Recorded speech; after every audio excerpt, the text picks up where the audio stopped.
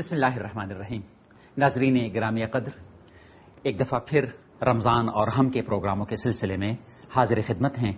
میرے ساتھ حسب معمول پروگرام کے مہمان گرامی قدر محترم جاوید احمد غامدی موجود ہیں. غامدی صاحب، میں وقت کو ضائع کیے بغیر آپ کی خدمت میں سوال پیش کرتا ہوں. قرآن مجید میں سورہ بقرہ میں آیت نمبر 183 سے لے کر 187 تک یہ جو بات کہی گئی ہے، اس پر پچھلے پروگرام میں ہم نے کچھ تھوڑی سی ڈسکشن کر لی تھی.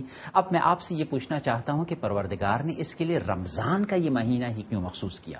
کیا اس کی خاص خصوصیت تھی جس کی وجہ سے اس کو اس عبادت کے لیے خاص کر دیا گیا؟ اس کا جواب خود قرآن مجید نے دے دیا ہے. قرآن مجید کی بلاغت کا ایک بڑا غیر معمولی پہلو یہ ہے کہ وہ جس وقت کسی چیز کو بیان کرتا ہے، بلاغت کا مطلب کمپریہنشن، یعنی جیسے وہ بات پہنچاتا ہے، جس طرح دل میں اتارنا چاہتا ہے اور جس خوبصورتی کے ساتھ وہ اس کو بیان کرتا ہے. یعنی ایک پہلو تو یہ ہوتا ہے نا کہ آپ نے لفظ کیا استعمال کیا، اس کی خوبی کیا ہے، یہ فصاحت ہے.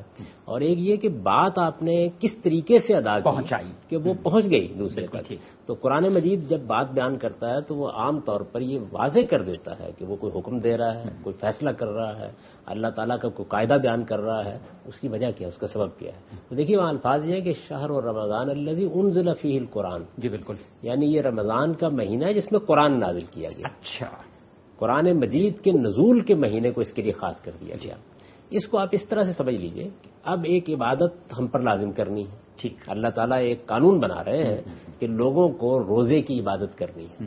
روزے کی عبادت کے لیے جو مدت مقرر کی گئی وہ 29 دن کی مقرر کر دی گئی. 29 دن کے روزوں کی یہ تربیت گاہ جو کم و بیش 720 گھنٹے کی بن جاتی ہے، یہ تربیت گاہ کس مہینے میں منعقد کی جائے؟ یعنی ایک مہینے کا فیصلہ ہو گیا ہے کہ کم سے کم ایک مہینے کے روزے سال میں رکھنے چاہیے، یہ لازم کیا جائے.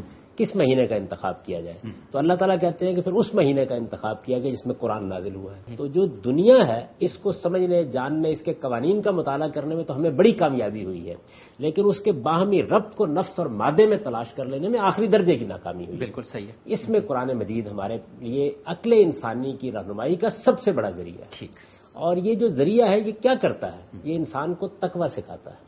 اچھا، یعنی انسان کے نفس کے اندر دو صلاحیتیں ہیں، فجور اور تقوی. حدود آشنائی اختیار کر لینا، یعنی انسان اپنی جبلتوں کو پابند کر کے نظم و ضبط میں لے آنے کی صلاحیت بھی رکھتا ہے. اب روزے کا مقصد دیکھیے کیا بیان ہوا ہے. وہ جو پہلی آیت ہے اس میں بیان کیا گیا ہے کہ روزہ تم پر اس لیے فرض کیا گیا تمہارے اندر تقوی پیدا ہو جائے. ایگزیکٹلی، قرآن جس چیز کی دعوت دیتا ہے وہ کیا چیز ہے کہ تمہارے اندر تقوی پیدا ہو جائے. ٹھیک. تو وہ کتاب جو اصل میں تقوی کی دعوت دیتی ہے، تقوی پیدا کرنے کے لیے انسان کو حدود بتاتی ہے، وہ جس مہینے میں نازل ہوئی، اس مہینے کو روزوں کے لیے خاص کر دیا گیا. قرآن مجید کہتا ہے کہ قرآن مجید کو لیلۃ القدر میں نازل کیا گیا، پھر کہا جاتا ہے کہ اس کو رمضان میں نازل کیا گیا، اور یہ تو ہم جانتے ہیں کہ وہ 23 برس میں نازل کیا گیا. تو ان تینوں چیزوں کو آپس میں کیسے ہم آہنگ کیا جائے؟ کیا ان کا آپس میں رشتہ ہے؟ دیکھیے بات یہ ہے کہ قرآن مجید کا نزول چونکہ ایک بڑا غیر معمولی واقعہ ہے انسانیت کا، تو اس کو جب ابتدا کیا جائے گا تو اس ابتدا ہی میں اصل میں اس کے نزول کا فیصلہ ہو گیا. اچھا، قرآن کا نزول شروع ہو گیا، اس مہینے سے اس کی ابتدا ہو گئی. اس کے بعد پھر وہ 22-23 سال کے عرصے کے دوران میں بتدریج نازل ہوتا رہا، لیکن ابتدا ہوئی لیلۃ القدر میں. جو فیصلوں کی ایک خاص رات اللہ نے مقرر جو رمضان میں تھی. اچھا، تو رمضان کا مہینہ تھا. اس مہینے ہی کو منتخب کر لیا گیا کہ اب جب ایک مہینے کے روزے لوگوں پر فرض کرنے ہیں تو اسی مہینے وہ رکھ لیں. اس کا مطلب یہ ہے غامدی صاحب کہ روزے کا اور قرآن مجید کا آپس میں بہت گہرا تعلق ہے. تو اس تعلق کے حوالے سے اگر ہم مزید آگے بڑھیں تو ہمیں کیا ثابت ہوتا ہے کہ حضور علیہ الصلوۃ والسلام اور صحابہ کرام رمضان کے مہینے میں قرآن مجید کے ساتھ کس طرح کا ایک تعلق رکھا کرتے تھے؟ میری مراد سے یہ ہے کہ باقی مہینوں میں بھی تو ہمیں یہ تعلق رکھنا چاہیے، مگر اس میں تو ہم کمزور پڑ جاتے ہیں. تو اس مہینے میں ہم کیا کریں کہ قرآن مجید کے ساتھ ہمارا ایک زندہ تعلق پیدا ہو جائے؟ رسالت میں آپ صلی اللہ علیہ وسلم نے اس کو بیان کر دیا ہے اور یہ بتایا ہے کہ جو آدمی رمضان میں روزے رکھتا ہے، دن کا وقت روزے کا ہے، من صام رمضان، اور پھر اس کے بالکل مقابل میں کہا ہے من قام رمضان. یعنی ایک روزہ رکھنا ہے اور دوسرے نماز کے لیے کھڑا ہونا ہے. اور نماز میں جو طول رسالت میں آپ صلی اللہ علیہ وسلم کے آپ کو نظر آئے گا وہ اصل میں تلاوت قرآن کی وجہ سے. اچھا. تو حضور خود بھی قرآن پڑھتے تھے. اچھا. صحابہ کرام کو بھی اس کی ترغیب دیتے تھے. یہ گویا قرآن کے ساتھ خصوصی تعلق کا مہینہ بن گیا. اچھا پھر قرآن نے جو وجہ بیان کر دی کہ رمضان کے مہینے میں قرآن نازل ہوا اس لیے اس کو روزوں کا مہینہ قرار دیا گیا ہے. یہ خود اس بات کا اشارہ ہے کہ اس میں قرآن سے ایک زندہ تعلق قائم کیا جائے. جس چیز کو آپ اپنے اندر پیدا کرنا چاہتے ہیں جو کتاب اس کی دعوت دیتی ہے اس کو زیادہ سے زیادہ پڑھا جائے. تو قرآن مجید کی اب تو ہمارے ہاں تلاوت اصل میں ثواب اور اجر حاصل کرنے کا ایک ذریعہ ہے, اس سے زیادہ کچھ نہیں. یعنی اس کو سمجھنا ہے, اس کو جاننا ہے, اس کے اندر اترنا ہے, اس پر غور کرنا ہے, اس پر تدبر کرنا ہے, یہ مسئلہ نہیں ہے. ہم تو اصل میں اجر و ثواب کے لیے قرآن سن لیا, قرآن پڑھ لیا. لیکن صحابہ کرام اور رسالت میں آپ صلی اللہ علیہ وسلم کا معاملہ یہ نہیں تھا. ان کے لیے قرآن ایک زندہ کتاب تھی. رسالت میں آپ صلی اللہ علیہ وسلم کے قرآن پڑھنے کا جو ذکر روایتوں میں آتا ہے تو وہ دیکھیے کیا ہے. یعنی عذاب کی آیت آئی تو پناہ مانگتے تھے, رحمت کی آیت آئی تو اللہ کا شکر ادا کرتے تھے, کوئی خاص سوال کیا گیا تو اس کا جواب دیتے تھے.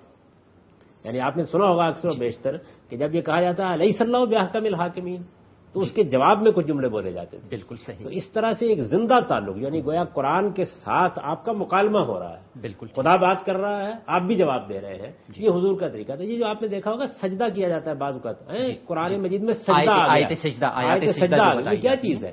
یہ کچھ نہیں سوائے اس کے کہ کسی آیت کے اندر ذکر آ گیا ریسپونڈ ٹو اٹ, تو آپ اس کو پھر اس کا ریسپونڈ کرتے ہیں, آپ اس کا جواب دیتے ہیں. گویا وہاں اگر شجر و حجر کے سجدے کا ذکر آ گیا ہے تو آپ کہتے ہیں میں بھی اپنا سجدہ کر لیتا ہوں. تو یہ قرآن کے ساتھ ایک زندہ تعلق تھا کیونکہ قرآن پر تدبر کر کے سمجھ کر یہ دیکھا جائے. سارے سال میں یہ تعلق پیدا ہونا چاہیے, لیکن رمضان کے مہینے میں اس کا خصوصی اہتمام ہو جاتا تھا. یوں سمجھ لیجئے کہ جس طرح آپ نے دیکھا ہوگا کہ انسان کو ریفریش کرنے کی ضرورت ہوتی ہے. ریفریشر کورسز ہوتے ہیں بلکہ باقاعدگی سے ہر ایک ڈپارٹمنٹ. یعنی آپ دیکھیں آپ کی بیوروکریسی کو گزرنا پڑتا ہے, آپ کی فوج کو گزرنا پڑتا ہے. جتنے منظم ادارے ہوتے ہیں ان میں اس کا اہتمام کیا جاتا ہے کہ لوگوں کو کچھ دیر کے لیے ریفریش کر دیا جائے. تو قرآن کے ساتھ اور خدا کے ساتھ ہمارے تعلق کو رمضان کا مہینہ ریفریش کر دیتا ہے. بالکل صحیح. قاضی صاحب انشاءاللہ بات کو آگے جاری رکھیں گے, ایک وقفہ لے لیتے ہیں.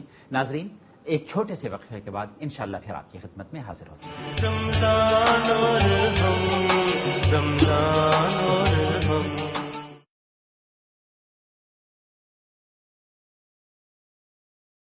رمضان اور ہم, رمضان اور ہم.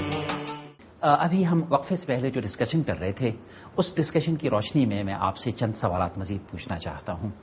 ایک سوال ذہن میں یہ پیدا ہوتا ہے کہ قرآن مجید نے سورہ بقرہ کی ان آیات میں یہ بتایا ہے کہ رمضان کے یہ روزے آپ کے لیے تقویٰ پیدا کریں گے.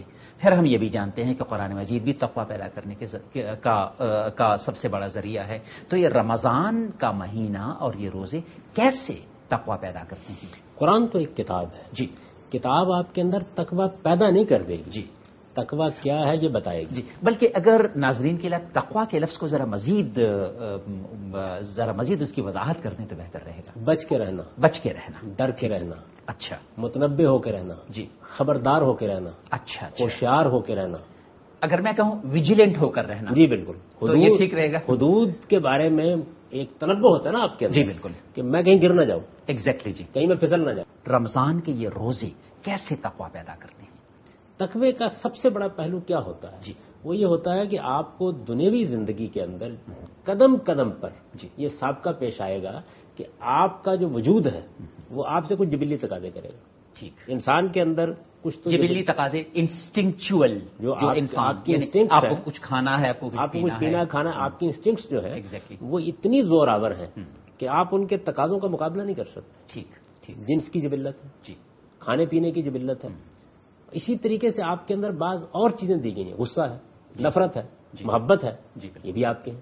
خواہشات کی ایک پوری دنیا ہے. یعنی انسان اگر کھا کر ہی مطمئن ہو جاتا تب بھی تھا نہیں, وہ تو تنوع چاہتا ہے, جدت چاہتا ہے, آگے بڑھنا چاہتا ہے. ایک ہی کھانا تو نہیں کھانا چاہتا. جیسے کہا نا جستجو کے خوب سے ہے خوب تر کہاں, اب دیکھیے ٹھہرتی ہے جا کر نظر کہاں. تو انسان ایک جگہ رکنے کے لیے تیار نہیں ہوتا, آگے بڑھنا چاہتا ہے. اس کے اندر ایک تجسس ہے. نہ علم میں ایک جگہ کھڑا ہونا چاہتا ہے, نہ عمل میں ایک جگہ کھڑا ہونا چاہتا ہے. یہ چونکہ انسان کے اندر یہ چیز پائی جاتی ہے تو ان تمام چیزوں کو کسی قاعدے ضابطے میں اس کو رکھنے کی ضرورت پڑتی ہے. بالکل. یعنی یہ ساری چیزیں جتنی ہیں یہ اس بات کا تقاضا کرتی ہیں کہ ان کو وہ کسی قاعدے ضابطے میں رکھے کہ ان کے اندر تمہیں ذمہ دار رہنا. یہ جو قاعدہ ضابطہ ہے اصل میں یہی اطاعت ہے.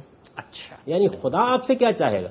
عام زندگی کے اندر کچھ بھی نہیں چاہے گا، صرف یہ کہ آپ کی جبلتوں پر آپ کے ارادے کو حکومت کرنی چاہیے۔ ٹھیک ٹھیک، ارادہ جبلتوں کے نیچے دب کے مردہ بھی ہو سکتا ہے۔ میں آپ کی اس فکر کو ذرا آسان طریقے سے بیان کر دیتا ہوں کہ آپ کے انسٹنکٹس جو ہیں وہ آپ کی ذمہ داری کے تابع ہونے چاہیے۔ آپ کو انسٹنکٹس کو کھلا نہیں چھوڑنا، آپ کو ان کو حدود کے اندر رکھنا ہے کہ نہیں میں یوں کروں گا اور یوں نہیں کروں گا، انسٹنکٹس کو ان طریقوں سے گریٹیفائی اور سیٹسفائی کروں گا اور فلاں طریقوں سے میں اس کو سیٹسفائی نہیں کروں گا، میں ان کو شتر بے مہار نہیں چھوڑوں گا۔ ارادہ کیا چیز ہے؟ جی، ارادہ اصل میں آپ کے اندر خدا کی دی ہوئی وہ عظیم نعمت ہے جی، کہ جس کے پیچھے عقلی تقاضے ہوتے ہیں۔ جی، خواہش کہہ رہی ہوتی ہے کہ یہ کرو ٹھیک، اور عقل کہہ رہی ہوتی ہے کہ نہ کرو۔ ہم، جبلت زور کر رہی ہوتی ہے کہ میرے تقاضوں کو پورا کرو، جی بالکل، لیکن یہ محسوس کرتے ہیں آپ کہ اس کو پورا کرنے کے نتیجے میں تو کسی اخلاقی اصول کو پامال کرنا پڑے گا۔ جی بالکل، لیکن ایک آدمی کو ضرورت پڑ گئی ہے پیسوں کی، جی ڈاکہ ڈالنے کا اندر سے تقاضا اٹھ کھڑا ہوا ہے، ٹھیک، جبلت تو چاہے گی نا اس کو پورا کر دیا جائے، چوری کرنے کا تقاضا پیدا ہو سکتا ہے، بدکاری کرنے کا تقاضا پیدا ہو سکتا ہے۔ اس موقع کے اوپر آپ کی عقل آپ کی رہنمائی کرنے کے لیے آتی ہے، وہ ارادہ پیدا کرتی ہے۔ یہ ارادہ ہے جو اصل میں انسان کا اصلی حسن ہے۔ اچھا، یہ ارادہ حکومت کرے گا آپ کی انسٹنکٹس پر یا ان کے نیچے دب کے مر جائے گا۔ ہم، اس ارادے کو محکم کرنا، مضبوط کرنا اور عقلی تقاضوں کے مطابق زندگی بسر کرنا، یہی اصل میں وہ چیز ہے جس کے لیے خدا حکم دیتا ہے۔ خدا کا حکم اصل میں کوئی ایسی چیز نہیں ہے کہ وہ اوپر سے آئے گا اور آپ سے اس کا کوئی تعلق نہیں ہے، نہیں، وہی آپ کی خواہشیں، وہی آپ کی جبلتیں، وہی آپ کے جذبات، وہی آپ کے احساسات، انہی کے اندر عقلی تقاضوں کے مطابق زندگی بسر کرنا، یہ خدا کی اطاعت ہوگی۔ یعنی دین ان کو چینلائز کر دیتا ان کو ہے چینلائز کر کہ دیتا ہے۔ آپ کو اس کو ایک چینل ایک طریقے سے آپ کو ان کو پورا کرنا تو ہے۔ یہ اطاعت ہوئی، اس اطاعت کی آپ کو تربیت دینی ہے۔ جی، تو یہ جب آپ کو یہ تربیت دینی ہے تو اسی کو تقویٰ پیدا کرنا کہا جائے گا۔ جی، یعنی خدا آپ سے چاہے گا کیا کہ ان تمام جبلتوں کے تقاضوں کے اندر، اپنی خواہشات، اپنی رغبتوں کے اندر تم اپنے ارادے کو محکم کرو اور اس کے مطابق زندگی بسر کرو۔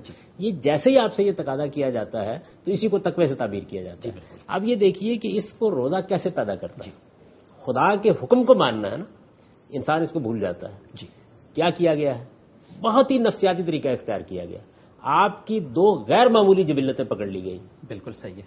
یعنی خواہش بھی بعض اوقات ہو سکتا ہے 10 دن پیدا نہ ہو، ہم، جذبہ بھی ممکن ہے، محبت اور نفرت کا جذبہ نہ نمودار ہو، بالکل صحیح ہے۔ یعنی وہ خارج سے کوئی چیزیں آتی ہیں تو محبت کے جذبے کو انگیخت کرتی ہیں، نفرت کے جذبے کو انگیخت کرتی ہیں۔ جذبات مؤخر ہو سکتے ہیں لیکن بھوک مؤخر ہو سکتی ہے، کتنی کر لیں گے؟ سوال ہی پیدا نہیں پیاس مؤخر ہو سکتی ہے، سوال کتنی پیدا کر لیں نہیں گے؟ ہوتا۔ جنسی دائیات جو ہیں یہ بھی موجود جس وقت رہتے ہیں۔ زور کرتے ہیں، اور آپ جانتے ہیں اس بات کو کہ ان کے اندر بھی کچھ مادی چیزیں ہوتی ہیں جو آپ کے جسمانی وجود کے اندر زور کرتی ہیں، ایگزیکٹلی، اور پھر اس کے بعد اس کا ظہور انسان کے اندر ہارمونز ہوتے ہیں، وہ پیدا ہو جاتے ہیں۔ ہارمونز اس کو مجبور کرتے ہیں، اور اس کے اندر کیمیکلز ہوتی ہیں جو اس کو مجبور کرتی ہیں کہ اس وقت میں کھانا ہے، اس وقت میں پینا ہے، ان تمام چیزوں پر آپ کو کنٹرول حاصل ہر کرنا چیز ہے۔ کی ایک مدت ہے۔ ایگزیکٹلی، یعنی اگر آپ یہ دیکھیں تو ہمارے نہ کھانے کی بھی ایک مدت ہے، بالکل، یعنی ہم کتنی دیر برداشت کر لیں گے؟ کچھ گھنٹے ہیں نا۔ جی، پینے کی بھی 36 گھنٹے پیاس برداشت کر لیں گے، 24 گھنٹے بھوک برداشت کر لیں گے۔ جنسی جبلت کو 72 گھنٹے کے قریب آپ یعنی نہیں محسوس کریں گے اپنے اندر کوئی ہاں جی صاحب، تھوڑا سا ذرا ہمیں وقفہ لینا ہوگا۔ ناظرین، ایک چھوٹے سے وقفے کے بعد انشاءاللہ دوبارہ حاضر ہو جائیں گے۔ رمضان اور ہم، رمضان اور ہم،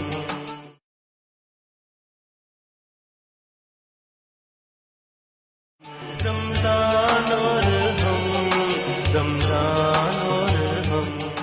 قامتی صاحب، ہم لائف وتھ کنٹرول کی بات کر رہے تھے، اور ہم بات یہ کر رہے تھے کہ ہمیں گریٹیفائی کرنا ہے تمام انسٹنکٹس کو، لیکن ہمیں ان کو چینلائز کرنا ہے۔ ہمیں ڈیلیڈ گریٹیفیکیشن، اس کے لیے ایک لفظ سائیکالوجی میں استعمال کیا جاتا ہے، تو آپ اس کی وضاحت کر رہے تھے۔ وہ بحث یہاں سے پیدا ہوئی تھی نا کہ روزہ تقویٰ کیسے پیدا کرتا ہے۔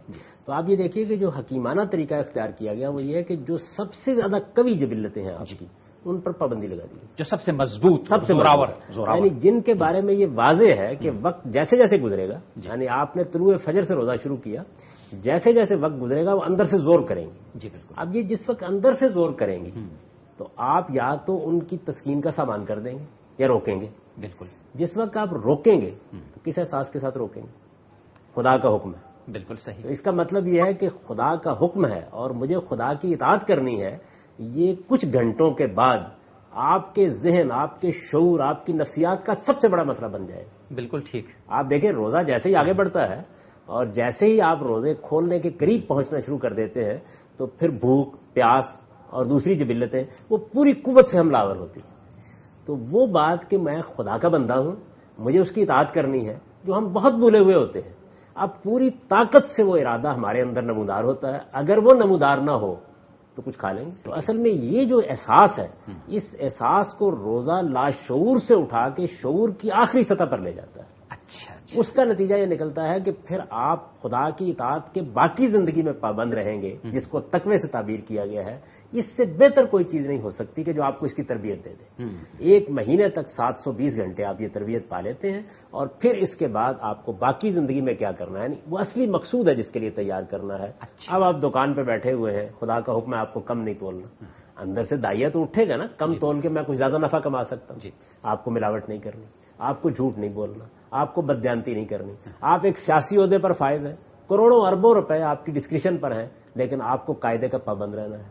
آپ یہ دیکھیے نا کہ جن لوگوں کے اندر یہ تقوی پیدا ہوا وہ سیاست پہ کیسے نمودار ہوا۔ سیدنا عمر بن عبدالعزیز کے بارے میں کہا جاتا ہے نا کہ چراغ بھی بجھا دیتے تھے کہ میں ایک ذاتی کاغذ پر دستخط کرنے والا ہوں۔ بالکل صحیح۔ یہ چیز آپ کے اندر پھر پیدا ہوتی ہے، دکان پر پیدا ہوتی ہے، منڈی میں پیدا ہوتی ہے، بازار میں پیدا ہوتی ہے، دفتر میں پیدا ہوتی ہے، وہ تمام روابط میں پیدا ہوتی ہے۔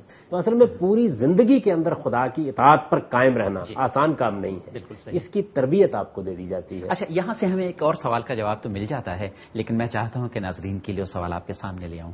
بعض اوقات دل میں ایک چھوٹی سی خواہش پیدا ہوتی ہے بہت سارے لوگوں کی کہ یہ رمضان کے مہینے کے بجائے اگر ایسا ہو جاتا کہ 3 مہینوں میں ایک ہفتے کا روزہ رکھ لیا جاتا تو ذرا انسان کے لیے آسان ہوتا۔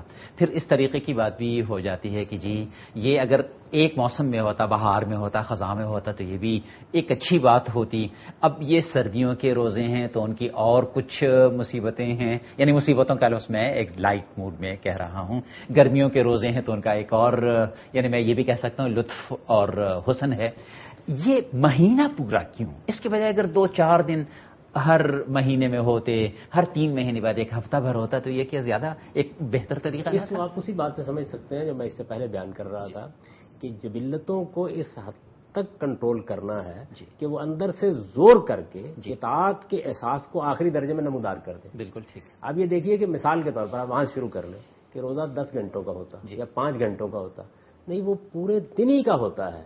تو اصل میں وہ جبلتیں زور کر کے پھر آخری وقت میں اس احساس کو نمودار کرتی ہیں۔ بالکل، یعنی ایک مدت اس کے لیے مقرر کر دی گئی ہے۔ یعنی پہلے 5-6 گھنٹوں میں تو آپ کو زیادہ کوئی احساس کوئی زیادہ احساس نہیں ہوتا، پہلے 4-5 گھنٹے اطمینان سے گزر جاتے ہیں، اس کے بعد روزہ اندر سے زور کرنا شروع کرتا ہے۔ اصل میں وہ زور ہے جس میں آپ اطاعت پر قائم رہتے ہیں تو وہ احساس آپ کے اندر پیدا ہوتا ہے، یعنی جس احساس کو آپ کے شعور کی سطح پر لے آنا ہے وہ اس کے بغیر ہو نہیں سکتا۔ اچھا، ایک دوسرا زاویہ بھی دیکھیے، آپ نے خود تجربہ کیا ہوگا کہ ابتدائی روزے آسان سے لگتے ہیں۔ بالکل ٹھیک۔ یہ اصل میں کوئی 29-30 دن ہی ہے، یہ آخر انسان ہلکان ہو جاتا ہے، ہلکان ہو جاتا ہے۔ تو وہ احساس جو آپ کو روزے کے 10-12 گھنٹے مقرر کر کے پیدا کیا گیا وہی اصل میں اس مدت کے لیے بھی ضروری ہے۔ بالکل اس لحاظ سے اگر آپ دیکھیں تو نہ آپ اتنے ہلکان کر دیے جائیں کہ کچھ کرنے کے قابل رہیں تو مہینے سے زیادہ نہیں کیا، لیکن اتنے ہلکان ہوں کہ جس کے نتیجے میں وہ احساس پیدا ہو آخری دنوں میں۔ آپ نے اکثر دیکھا ہوگا یعنی جن لوگوں کو زیادہ تربیت نہیں ہوئی ہوتی تو وہ محسوس کرتے ہیں اب کسی طرح رمضان گزر جائے، یہ ہوتا ہے نا، انسانی فطرت ہے۔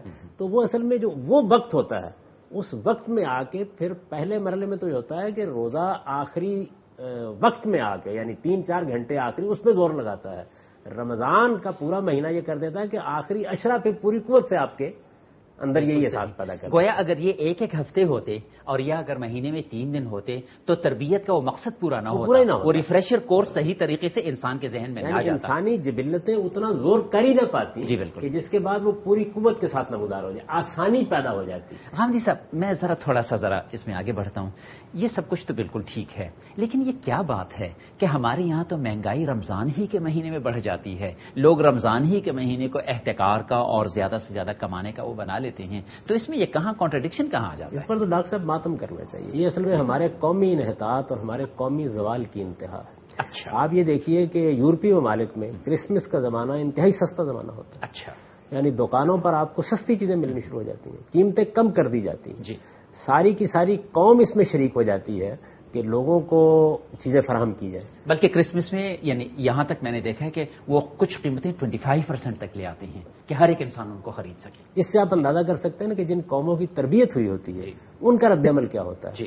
ہمارے ہاں مصیبت یہ ہے کہ پوری کی پوری قوم ایک اخلاقی انحطاط سے دوچار ہے. اچھا. آپ پہلے سیاست کو دیکھیے، معیشت کو دیکھیے، بازاروں کو دیکھیے، منڈیوں کو دیکھیے، اپنی بیوروکریسی کو دیکھ لیجیے. یہ معلوم ہوتا ہے کہ اخلاقی زوال جب کسی قوم کے اندر پیدا ہوتا ہے تو وہ یہی چیز پیدا کر دیتا ہے. ہونا تو یہ چاہیے تھا کہ سب دکاندار مل کے یہ فیصلہ کرتے کہ رمضان کا مہینہ آ رہا ہے، اس میں لوگوں کو ایک تربیت سے گزرنا ہے، ان کو کھانے پینے میں بھی کچھ زیادہ اہتمام کرنا پڑ جاتا ہے، اس کے اوقات بھی مقرر ہو جاتے ہیں اور بچوں کو بھی روزے رکھانے ہیں. یہ ساری جتنی چیزیں یہ مل کر ایک ایسی فضا پیدا کر دیں کہ آپ کو سستی چیزیں ملنی شروع ہو جاتی. یعنی وہ اپنی منفعت کو ذرا کم کر لیتے. لیکن جس وقت انسان کی تربیت نہ ہوئی ہو تو وہ خیال کرتے ہیں کہ چونکہ رمضان میں ڈیمانڈ بڑھنی ہے. دیکھیے نا، آپ کے ہاں اگر کسی چیز کی بھی طلب بڑھ جاتی ہے تو اس کے نتیجے میں آپ کے لیے نفع کمانے کے مواقع پیدا ہو جاتے ہیں. غامدی صاحب، اس کو انشاءاللہ ہم مزید دوسرے پروگراموں میں ایلیبوریٹ کریں گے. ناظرین، آج کے پروگرام کا وقت ختم ہو رہا ہے تو انشاءاللہ اگلے پروگرام کے لیے ہم آپ سے اجازت لیتے ہیں. انشاءاللہ اگلے پروگرام میں ہم بہت ساری دوسری تھیوریٹیکل، فکری اور پریکٹیکل چیزوں کے ساتھ آپ کے سامنے حاضر ہوں گے. بہت شکریہ. فی امان اللہ.